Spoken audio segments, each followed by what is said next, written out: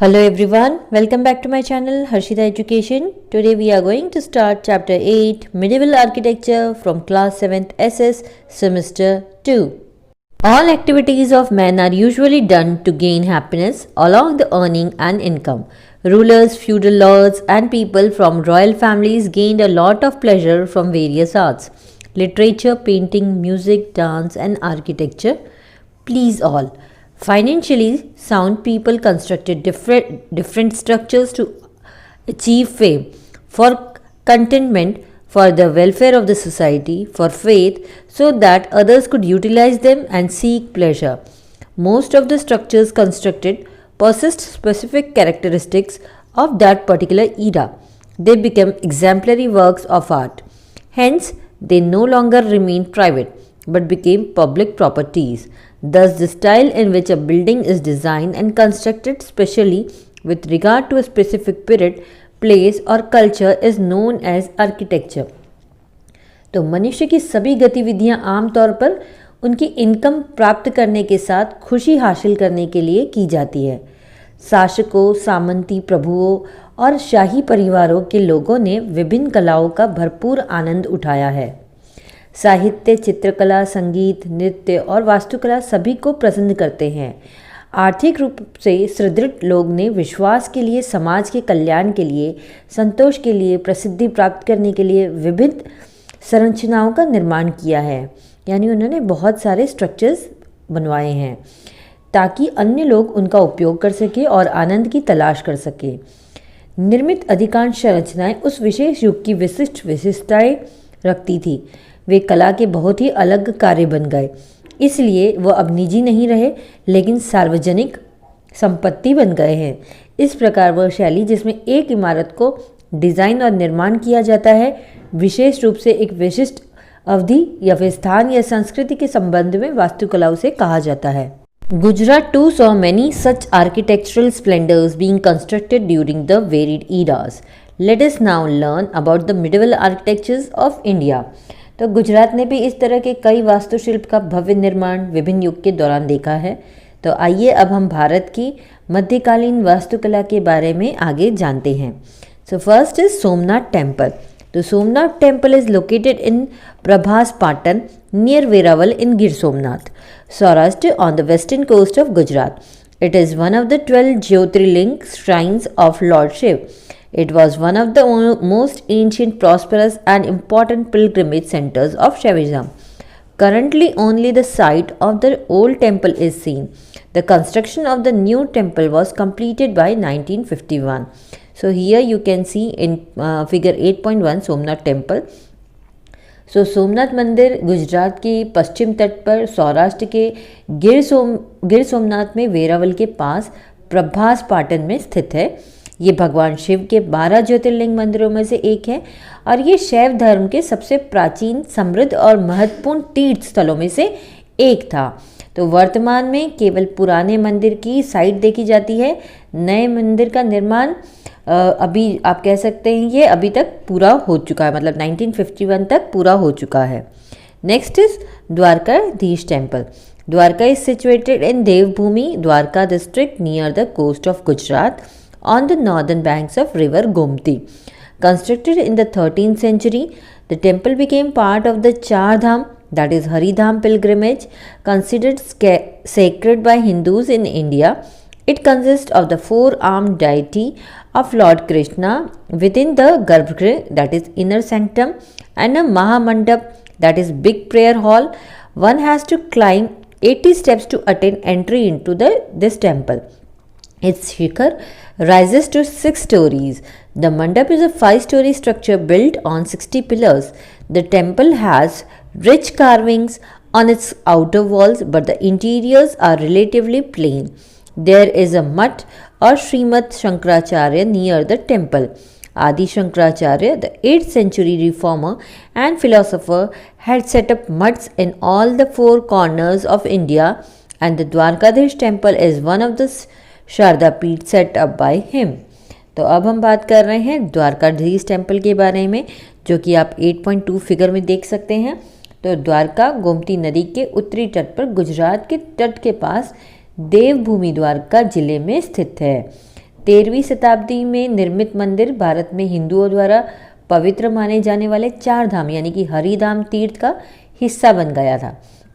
इसमें भगवान कृष्ण की 4 भुजाओं वाले देवता शामिल हैं और इस मंदिर का महामंडप यानी कि जो बड़ा प्रार्थना कक्ष है, आप लोग 8.2 फिगर में देख सकते हैं, तो वो द्वारकाधीश मंदिर की है। अगर किसी को इस मंदिर में जाना है तो लगभग उसको 80 जो सीढ़ियाँ हैं वो चढ़कर ऊपर जाना पड़ेगा।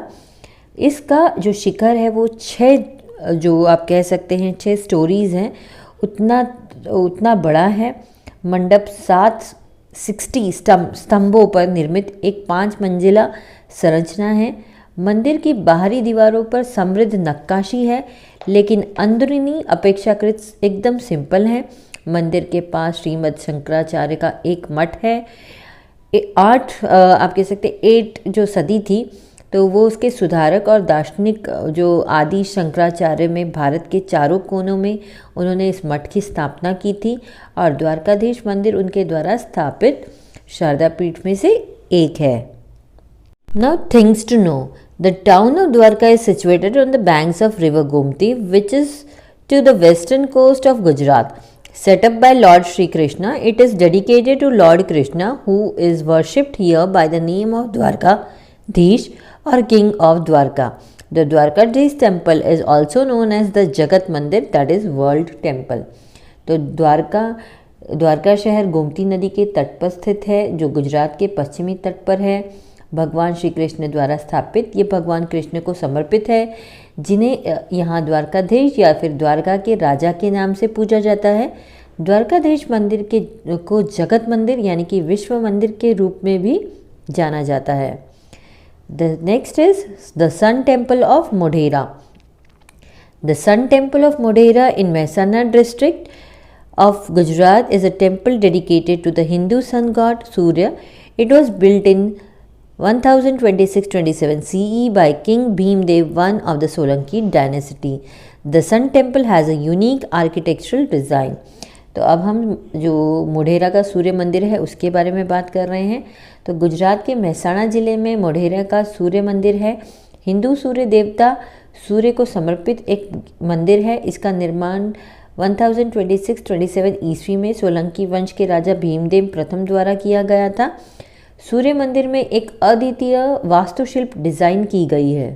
Constructed in a high plinth, the temple comprises of 3 separate and integrated elements, that is गर्भगृह, an inner sanctum, a pradakshina path, and a sabha mandap, that is assembly hall. The mandap in front of the sanctum has 52 beautifully carved pillars depicting the tales from Ramayana and Mahabharata and representing the 52 weeks of the year. Executive torans adorn the entrances. The exterior of this temple is intricately carved. This temple has been designed in such a way that the sun rays illuminate the sanctum at dawn during the time of the equinoxes, Sharad and Vasant months. तो यह एक उच्च तल पर निर्मित है। मंदिर में 3 अलग अलग और एकीकृत तत्व शामिल हैं। सबसे पहले आप कह सकते हैं जो गर्भगृह है, जो कि एक आंतरिक गर्भगृह है यानी कि अंदर की तरफ है। फिर एक प्रदक्षिणा पथ है और एक सभा मंडप है जिसे हम असेंबली हॉल कहते हैं। तो ये गर्भगृह के सामने मंडप में रामायण और महाभारत की कहानियों को दर्शाते हुए और एक साल के 52 सप्ताह का प्रतिनिधित्व करते हुए सुंदर 2 नक्काशीदार स्तंभ हैं। अति सुंदर तोरण द्वारा इस जगह को ये सुशोभित करते हैं। इस मंदिर के बाहरी हिस्से पर नक्काशी की गई है। इस मंदिर को इस तरह से डिज़ाइन किया गया है कि सूर्य की किरणें वसंत और शरद के महीने के दौरान गर्भगृह में रोशनी करते हैं। The Surya Kund, that is pool, a rectangular step tank at the entrance of the temple, has exemplary geometric features with innumerable stone steps and 108 miniature shrines sizzled between these steps. Surya Kund is a sight to be captured and treasured. तो मंदिर के प्रवेश द्वार पर एक rectangle shape का सूर्य कुंड है जिसमें बहुत ही सुंदर ज्योमेट्री वाली विशेषताएं हैं। इन पत्थरों के बीच अनगिनत पत्थर के कदम यानी कि जो स्टेप्स हैं और 108 छोटे मंदिर हैं और सूर्य कुंड का यह नज़ारा बहुत ही अमूल्य लगता है और आँखों में ये नज़ारे आपको ऐसा मानो लगेगा जैसे आप इसे कैद कर लो। A center of attraction for historians and architects alike, the Modhera Sun Temple, located on the west of the Tropic of Cancer, is similar in many respects to the Konark Sun Temple situated to the east of the tropic. तो मोढेरा का सूर्य मंदिर जो कि कई कर्क रेखा के पश्चिम में स्थित है वह इतिहासकारों और आर्किटेक्ट के लिए आकर्षण का केंद्र बन गया है। इसी तरह से जो कोणार्क का सूर्य मंदिर है वो भी ट्रॉपिक के पूर्व में स्थित है। So till here in our next video we'll continue the chapter. Bye bye.